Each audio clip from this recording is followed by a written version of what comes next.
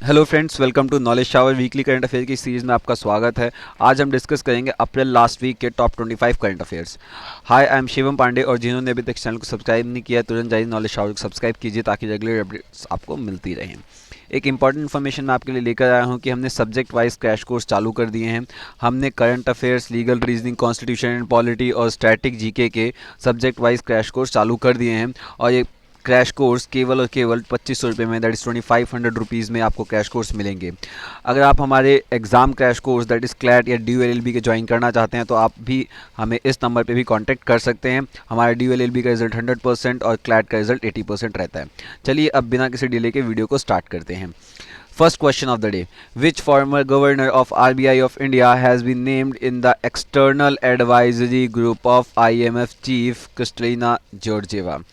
So firstly IMF की chief कौन है? Kristalina Georgieva. और इनके एक्सटर्नल एडवाइजरी ग्रुप में कौन से फॉर्मर गवर्नर को रखा गया है? भारत के कौन से फॉर्मर गवर्नर को रखा गया है? तो वो रखा गया है रघुराम राजन। किसको रखा गया है? रघुराम राजन को। Raghuram Rajan farmer RBI governor थे। RBI स्टेब्लिश कब हुआ था? 1 अप्रैल 1935 को हुआ था और ये स्टेब्लिश कहाँ हुआ था? कोलकाता। अब इसका हेडक्वार्टर कहाँ है? मुंबई में। ठीक है, इसके साथ साथ IMF जो है इसका हेडक्वार्टर कहाँ पे है? वॉशिंगटन DC में है। ओके, इस IMF के साथ साथ अगर मैं बात करूँ वर्ल्ड बैंक की, वर्ल्ड बैंक इसका भी हेडक्वार्टर कहाँ पे है? Washington DC। इसके साथ साथ वर्ल्ड बैंक बना है 5 बैंक को मिला के, किसको? IBRD plus IDA plus IFC plus MIGA plus ICSID। ठीक है, इससे मिलकर बना है। आप मुझे कमेंट बॉक्स में बताएंगे IBRD की फुल फॉर्म क्या है। और वर्ल्ड बैंक जो है इसके प्रेसिडेंट कौन है? इसके प्रेसिडेंट हैं डेविड मालपास। David Malpass. और RBI जो है उसके अभी प्रेजेंट गवर्नर कौन है रिजर्व बैंक ऑफ इंडिया के? वो हैं शक्तिकांत शक्तिकांत दास, जिन्हें banker of the Asia Pacific का अवार्ड भी मिला था। ठीक है, okay, next question. National Commission for Women launches a WhatsApp number to report cases of domestic violence. Where is the headquarter of NCW? NCW का हेडक्वार्टर कहाँ है? अभी उसने एक WhatsApp नंबर भी लॉन्च किया था डोमेस्टिक वायलेंस से लड़ने के लिए। सो NCW का हेडक्वार्टर कहाँ पे? न्यू दिल्ली। और NCW क्या है? NCW एक स्टैट्यूटरी बॉडी है। स्टैट्यूटरी बॉडी क्या होती है? ऐसी body which is developed by an act of the parliament. Okay, very important. ICMR recommended dash as the treatment of कोविड-19। रिसेंटली ICMR ने रिकमेंड किया था प्लाज्मा थेरेपी को एज अ ट्रीटमेंट ऑफ कोविड-19। ICMR इसकी फुल फॉर्म है Indian council for medical research.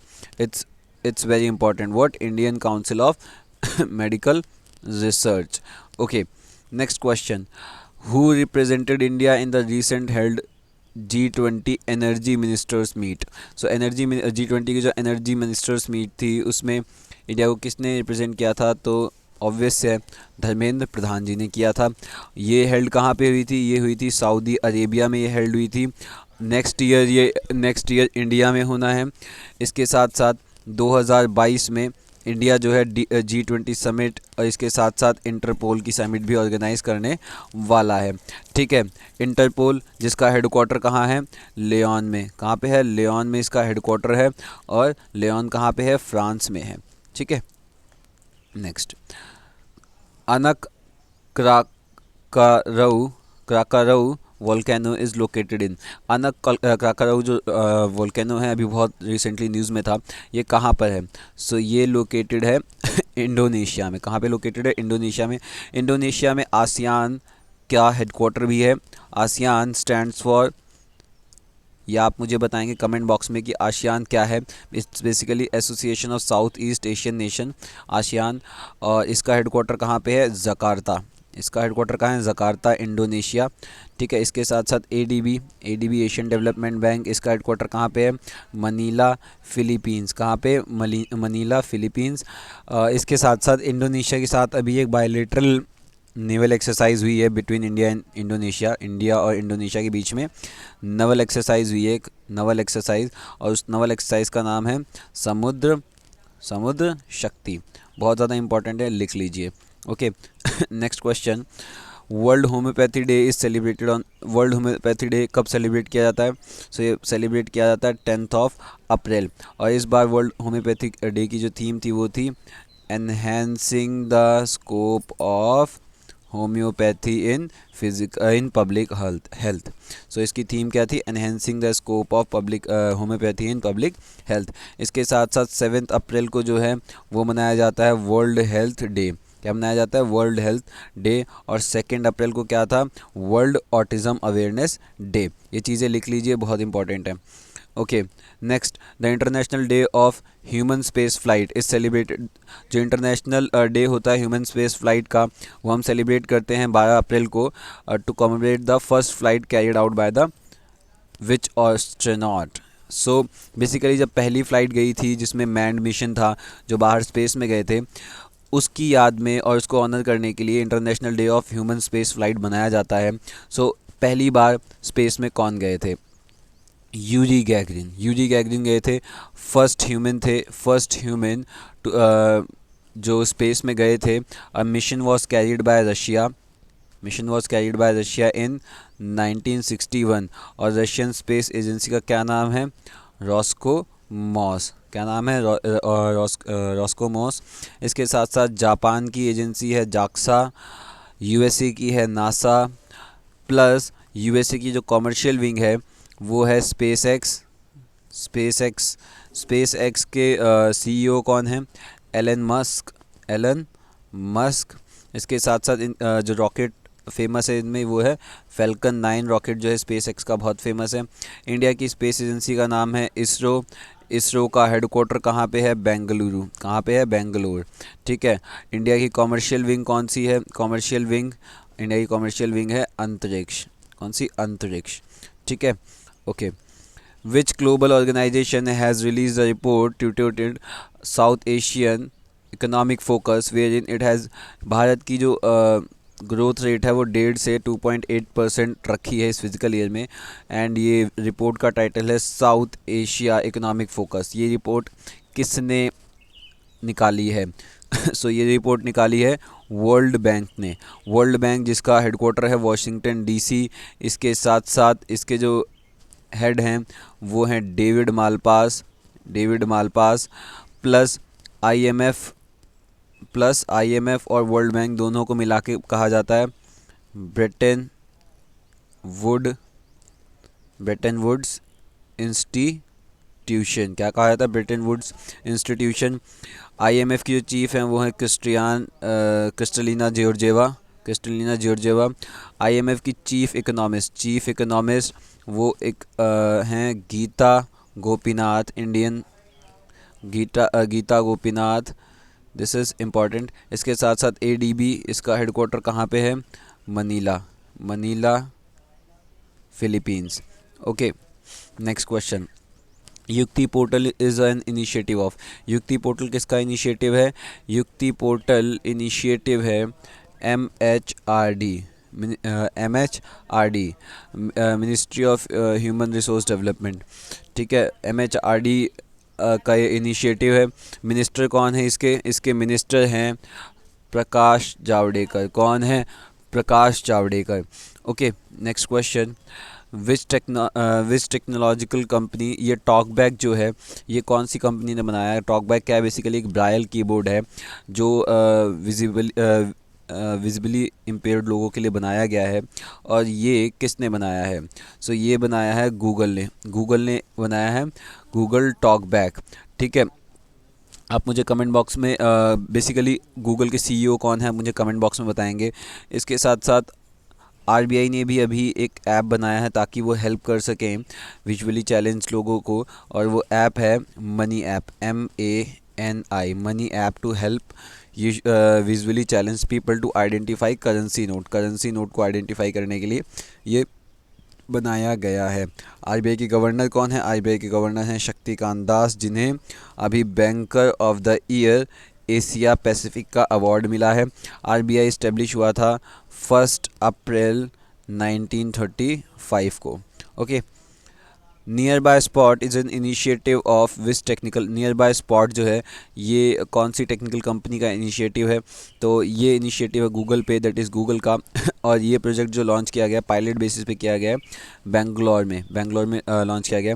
Google ने अभी एक और ऐप बनाया है गूगल टॉक बैक, ताकि वो वर्चुअल ब्रायल कीबोर्ड है बेसिकली, ये वर्चुअल ब्रायल कीबोर्ड, और ये बनाया है गूगल ने और इसका नाम है talkback. Who is the chief information commissioner of India? CIC, chief information commissioner of India कौन है? So chief information commissioner of India है Sunil Arora. Okay, next is CIC को जो इस्टेब्लिश किया गया है, CIC ये एज़ पर आरटीआई एक्ट 2005 के हिसाब से किया गया है। आरटीआई क्या है?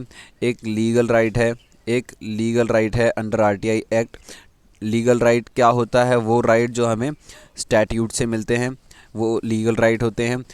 Okay, so next thing is कि CIC को अपॉइंट कौन करते हैं? CIC को अपॉइंट जो करते हैं वो करते हैं प्रेसिडेंट। कौन करते हैं? प्रेसिडेंट करते हैं, प्रेसिडेंट। और इनको आफ्टर द रिकमेंडेशन ऑफ एक कमेटी की रिकमेंडेशन के बाद प्रेसिडेंट साहब जो है CIC को अपॉइंट करते हैं। और जो कमेटी होती है वो किसकी बनी होती है? PM, leader of opposition, plus कोई भी एक मिनिस्टर जो अपॉइंट किया जाता है, नॉमिनेट किया जाता है बाय द प्राइम मिनिस्टर। इसके साथ साथ जो प्रेसिडेंट हैं उनके पास ऑर्डिनेंस मेकिंग पावर होती है। Ordinance making power under article 123 होती है। ऑर्डिनेंस की लाइफ कितनी होती है? 6 मंथ और 6 वीक। ठीक है, इसके साथ साथ आरटीआई क्या है? एक लीगल आपके पास राइट है। Right to information is a legal right. Next question, operation Meghdoot is commemorated as which day on April 13 by Indian army? Operation Meghdoot क्यों मनाया जाता है? ऑपरेशन मेघदूत क्यों मनाया जाता है? So operation Meghdoot basically Siachen day जो है उसकी याद में मनाया जाता है। Siachen day, just wait, Siachen day. Okay, and ये ऑपरेशन लॉन्च हुआ था 13 अप्रैल 1984 को to secure Saltora, very important, Saltoro ridge को सिक्योर करने के लिए ये ऑपरेशन स्टार्ट किया गया था। और ये सल्तोरो रिज किससे सिक्योर करने के लिए किया गया था मिशन स्टार्ट? पाकिस्तान से। इसके साथ साथ अभी रिसेंटली दिल्ली ने एक मिशन लॉन्च किया है या ऑपरेशन लॉन्च किया है, दिस इज़ ऑपरेशन शील्ड। ये किसके द्वारा लॉन्च किया गया? दिल्ली गवर्नमेंट द्वारा। एक ऑपरेशन और लॉन्च किया गया था, ऑपरेशन संजीवनी। ये मालदीव्स में एसेंशियल कमोडिटी सप्लाई करने के लिए मिशन लॉन्च किया गया था by IAF, Indian air force द्वारा। इसके साथ साथ एक ऑपरेशन और लॉन्च हुआ है, ऑपरेशन नमस्ते। ये ऑपरेशन नमस्ते किसके द्वारा लॉन्च हुआ है? इंडियन आर्मी द्वारा लॉन्च हुआ है टू फाइट अगेंस्ट कोविड-19। Chief of Indian army MM Naravane. और जो CDS हैं वो कौन है? Bipin Rawat. First CDS of India is Bipin Rawat. Where is the headquarter of SAARC? SAARC का हेडक्वार्टर कहाँ है? सार्क की फुल फॉर्म है South Asian association for regional cooperation, ये इसकी फुल फॉर्म है। और इसका हेडक्वार्टर कहाँ है? इसका हेडक्वार्टर है नेपाल में। एक्सटर्नल अफेयर मिनिस्टर कौन है इंडिया के? S जयशंकर। इसके साथ साथ SCO, that is Shanghai cooperation organisation, इसका हेडक्वार्टर कहाँ पे है? बीजिंग चाइना में। कहाँ पे है? बीजिंग चाइना में है। अगला question, which is the first Indian state to get approval from the Indian council? पहला इंडियन स्टेट कौन है जिसने ICMR से पूल टेस्टिंग के लिए अप्रूवल ले लिया है? सो ये है उत्तर प्रदेश। कौन है? उत्तर प्रदेश। पूल टेस्टिंग में क्या होता है? 5 सैंपल एक साथ लेते हैं इन अ वन गो, मतलब एक सैंपल की जगह सीधा 5 सैंपल लेते हैं, और अगर उसमें से कोई एक सैंपल पॉजिटिव मिलता है तो फिर सारे सैंपल को टेस्ट किया जाता है। सो ये होता है pool testing. World art day is celebrated on April 15। अप्रैल 15 को क्या मनाया जाता है? वर्ल्ड आर्ट डे मनाया जाता है। By which global organisation? कौन सी ग्लोबल ऑर्गेनाइजेशन 15 अप्रैल को हर साल वर्ल्ड आर्ट डे मनाती है? तो ये मनाया जाता है by UNESCO. United nations educational scientific and cultural organisation. इसका हेडक्वार्टर कहाँ है? इसका हेडक्वार्टर है पेरिस, फ्रांस में, ठीक है। और ये सेलिब्रेट किया जाता है on the birth anniversary of Leonardo da Vinci. बहुत बड़ा नाम है, Leonardo da Vinci. Okay, in the year 2020 which country hold the chairmanship of ASEAN bloc? 2020 में एशियान ब्लॉक की जो चेयरमैनशिप है किसके पास थी? वियतनाम के पास थी। एशियान जिसका हेडक्वार्टर कहाँ पे है? इसका हेडक्वार्टर है जकार्ता, जकार्ता इंडोनेशिया में। एशियान में टोटल 10 कंट्रीज़ हैं, मेंबर कंट्रीज़ हैं। एंड ये एशियान स्टार्ट किया गया था बाय बैंकॉक डिक्लेरेशन ऑफ 1967 से। Asian stand for association of south east Asian nation. Next, which government operation shield और 5T ये किसने लॉन्च किया था टू फाइट अगेंस्ट कोविड-19? ये लॉन्च किया था दिल्ली गवर्नमेंट ने। दिल्ली के सीएम कौन है? Arvind Kejriwal. Governor, lieutenant governor कौन है? अनिल बैजल। और इसके साथ साथ JNK जो है उसके लेफ्टिनेंट गवर्नर कौन है? JNK GC Murmu, GC Murmu. Ladakh के कौन है? RK माथुर। दिल्ली जो है वो कैपिटल शिफ्ट हुई थी इंडिया की, कब हुई थी? Delhi was shifted the capital of India 12 दिसंबर 1911। 1911 में दिल्ली कैपिटल शिफ्ट हुई थी। कहाँ से? प्रीवियस कैपिटल थी कोलकाता, कोलकाता से दिल्ली शिफ्ट हुई कैपिटल, और वो हुई 1911 में। और ये हुआ था वॉइसरॉय लॉर्ड हार्डिंग के टाइम में, वॉइसरॉय लॉर्ड हार्डिंग के टाइम में ये काम किया गया था। इसके साथ साथ टोटल स्टेट्स इंडिया में कितने हैं? 28। यूनियन टेरिटरीज कितनी हैं? 8। जो 2 यूनियन टेरिटरी जिन्हें मर्ज किया है वो कौन सी हैं? Daman and Diu and Dadra and Nagar Haveli. अब इन्हें एक यूनियन टेरिटरी बना दिया है। ये दोनों ही पहले पोर्तुगीज़ शासन में थी, उनके अंडर थी, और 1961 में इंडिया के अंडर आती हैं। It is very much important. इसके साथ साथ सत्यपाल मलिक जो हैं, सत्यपाल मलिक, उन्हें वो कहाँ के गवर्नर हैं? वो हैं गोवा के गवर्नर। और गोवा जो है बेसिकली इंडिया का पार्ट बनता है कब? 19 दिसंबर 1961 को वो इंडिया का पार्ट बनता है। It became part of India by 12th constitutional amendment act. कैसे बनता है? 12th constitutional amendment act. और गोवा भी जो है वो किसके अंडर था? वो पोर्तुगीज़ के अंडर था। Okay, now next question.